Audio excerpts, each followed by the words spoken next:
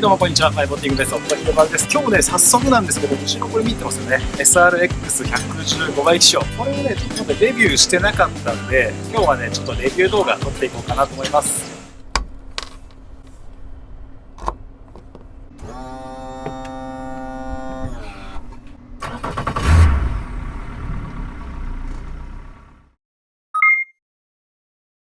5年間ねずっと乗ってるんですけど、今日はね走破性とかではなくって装備品ですよ。どういったものがどこについててっていうのをちょっとやっていこうと思います。手持ちスタイルでねやっていくので、ちょっとね辛い画像になったら申し訳ないんですけど、それでやっていきます。はい、まず早速ね、こちら一番前側のスタンションですね、ハンドレールからやっていくんですけれども、大人がね、全体重をこのようにかけてもね、びくともしない非常に堅牢な作りになってますんで、こちら非常にね、お勧めできるオプションかと思います。ということでね、今全体こんな感じですね。後ろに偽装してるのはね、この部分スパンカーをね、折りたたみスパンカーでつけてます。外観こんな感じ。乗り込むのはね、ここの手すりの間から入っていきます。ちょっとこれがね乗り込みづらいんですけど、こんな感じですね。まずはカディの部分、今ちょっとね別の企画で使おうと思ってる折りたたみ自転車がね2つ丸々入ってます。ちょっとね乱雑に今なっちゃってるんですけど、大人2人ぐらいだったらねぎゅうぎゅうにね袖ることはできるかな。私の場合この中にね入って何かするというつもりがなかったので、オプションでねここに窓がつけれるんですよ。この辺り窓がつくんですけど、その窓はねつけなかったんですね。なのでここはもう完全物入れとして使ってます。長尺物はね長さでいうとだいたい2メーターぐらいのものですね。そこまでが収納できる感じになってます。運転席はねこんな感じです。スロットルレバーがあって、ハンドルがあって、であと鍵ですね。でそれからあとはライト類ですね。まずこちらからね、前周灯ですね、白色と、でこれが、高回灯ですね。緑と赤の前側につけるライトですね。でこれは後ろ側のデッキライトですね。デッキライト、後付けで偽装してます。であとはこれですね。これ、デジタン型式でいうとね YFH3 の 104F66 で、あとは計器類はもう私の場合ねコマンドリンクで2つつけてます。でこちらがスピードはこのデジタンがオンの時にだけリンクします。でこちらが回転数ですね、タコメーターになります。でもう両方ともデジタル表記です。ドリンクホルダーが運転手とパッセンジャーで1個ずつついてます。リアはストレージがまずこことここ1箇所ずつあります。こっちがねメインストレージになります。ちょっと開けてみましょう。ここはね、主にガソリンの携行缶ですね、予備で40リッター入れてます。あとは魚を締めるためのこういったトランクですね。なかなか広々してますよね。携行缶だったらそうですね、20、40、60、80、100リッターぐらいは入れることはできるんじゃないかなという大きさがあります。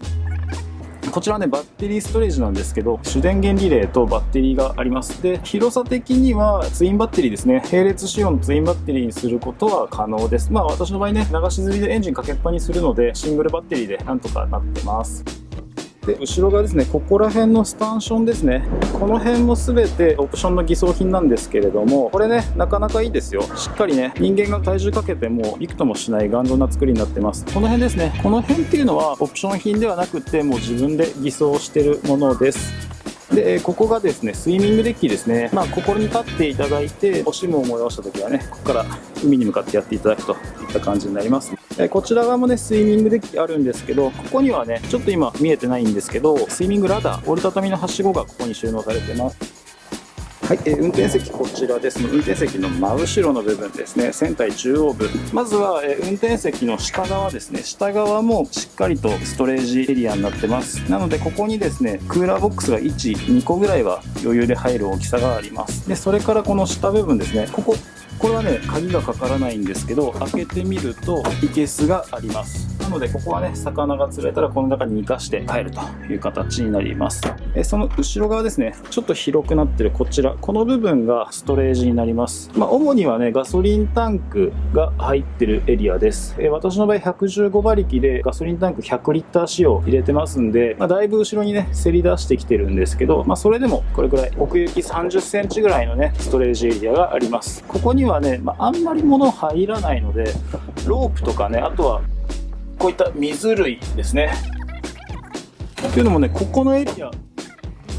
ここのエリアちょうどね、同乗者さんの荷物置き場になるので、あんまりね、物があるとここ開けづらいんですよ。なのでここはあまり出さないものをね、入れるようにしてます。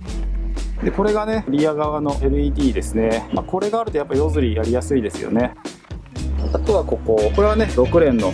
ロッドホルダーつけてます。なので、ロッドホルダーだけで、フロント側1箇所、2箇所ですね。で、ここに6個。後ろ側にね、1、2、こっちの部分で3、4、合計して12個のロッドホルダーつけてます。なんですけど、後ろの4つはね、こんな感じでもう使っちゃってるので、実質使えるロッドホルダーは8本という形になります。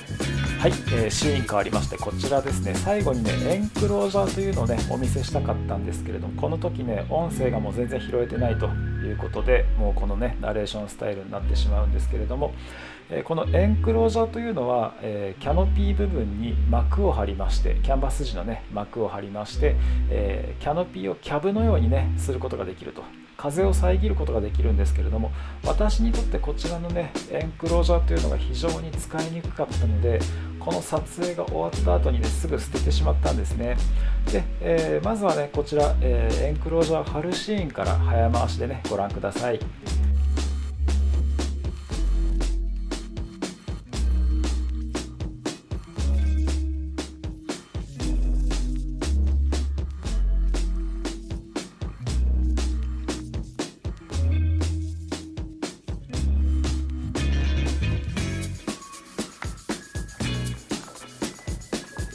はい、ということでね、乗り込んできました。これ、視界性がめちゃくちゃ悪いんですよ。もうこれ、小傷とかがね、入っちゃって、これかなりね、見にくいです。で、日の光の入る角度によっては、これ本当に前が全然見えなくなったりとかですね。あとは、スプレーですね。船が揺れて、スプレーがこう前にバッとかかった時に、全然前が見えなくなる。なのでですね、このエンクロージャーっていうのを、これ実際買ってはいるものの、使ったのは最初の年だけですね。2年目、3年目以降はこれもうお蔵入りしてます。ずっとね、しまい込まれてますね。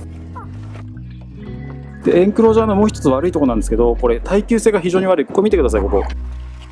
もうね、割れちゃってるんですよ、これ。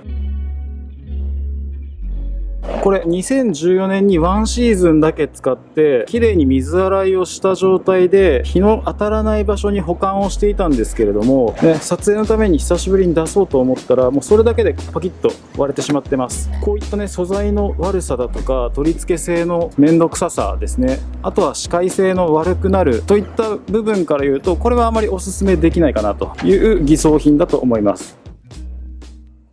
はい、といった具合でね、簡単なんですけれども、この SRX のね、ちょっと船内紹介と簡単なレビューをね、やってみました。おすすめできるもの、できないもの、いろいろあると思うんですが、またご自分でご判断いただければと思います。ということで、今日もね、ご視聴ありがとうございました。またね、チャンネル登録まだの方、ぜひやっていただけるとね、嬉しく思いますので、よろしくお願いいたします。